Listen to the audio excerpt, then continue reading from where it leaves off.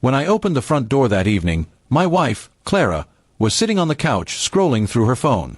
She barely looked up until she noticed the woman standing beside me. Her face immediately twisted with confusion and anger. "Daniel, who is she?" she demanded, her voice sharp enough to cut through the silence. I could see her hands trembling as she stood up, eyes darting between me and the woman who quietly stood by the doorway. I tried to calm her down, raising my hands slowly. "Clara, please, let me explain before you say anything." But she wasn't listening. The color drained from her face, replaced by fiery red. "Explain? You bring another woman into our home, and you want me to listen?" she shouted, her voice echoing through the house. I could tell the neighbors might hear, but that didn't matter to her. Betrayal was the only thing she could see.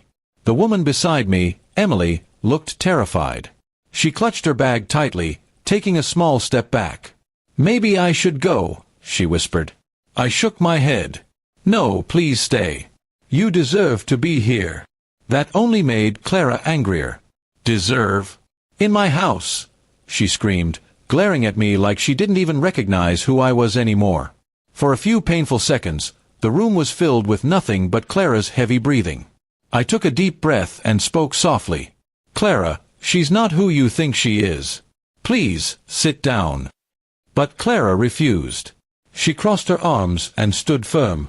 "I'm not sitting until you tell me what's going on," she snapped. So, I told her. I told her that 3 months ago, while cleaning out my late mother's attic, I found a box of old letters and a photograph of my father holding a baby girl who wasn't me. The letters revealed the truth I never knew. Before marrying my mother, my father had another child from a brief relationship. That child had been given up, and my father had spent years searching for her before he died. Clara blinked, her anger momentarily dimmed by confusion. "What are you saying?" she asked quietly. "I'm saying," I continued, "this woman, Emily, she's my half-sister." The silence that followed was deafening. Clara's face went pale. She looked at Emily again, really looked, and noticed the resemblance. The same hazel eyes, the same slightly crooked smile.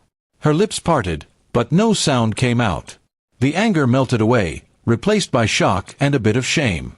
Emily took a small step forward and spoke timidly. "I didn't even know about Daniel until recently. When I found those letters from your father, I reached out. He was gone, but Daniel answered. We met a few times, and today, he wanted to introduce me to his family." Her voice was shaking, but sincere. Clara slowly sank into the nearest chair, covering her face with her hands. "Oh my God," she murmured. "I thought—" Her voice trailed off. She didn't finish the sentence, but I knew what she meant. She thought I had betrayed her. After years of trust, she thought I had brought home a mistress. I sat beside her and gently touched her hand. "I understand why you reacted that way," I said softly. "Anyone would have. But I promise you, Clara, I would never do that to you.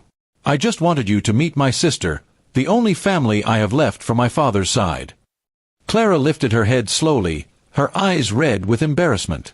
She looked at Emily, who stood quietly, clearly unsure whether she was welcome. "I'm so sorry," Clara whispered.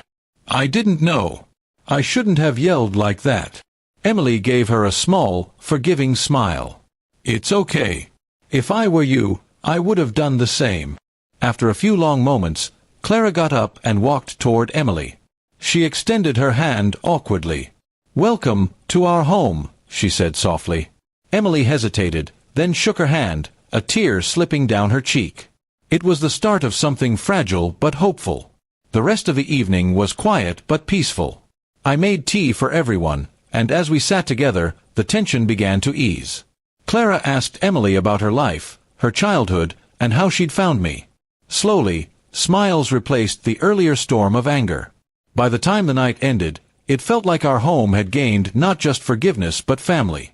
When Emily left later that night, Clara turned to me and said, "I guess I overreacted." I smiled and pulled her close. "You reacted like someone who loves me," I replied. She nodded, leaning her head on my shoulder. "Next time," she said quietly, "maybe start with, 'Honey, this is my sister.'"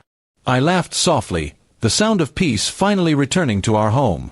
That night, I realized something simple yet powerful. Sometimes, the truth isn't what breaks a family.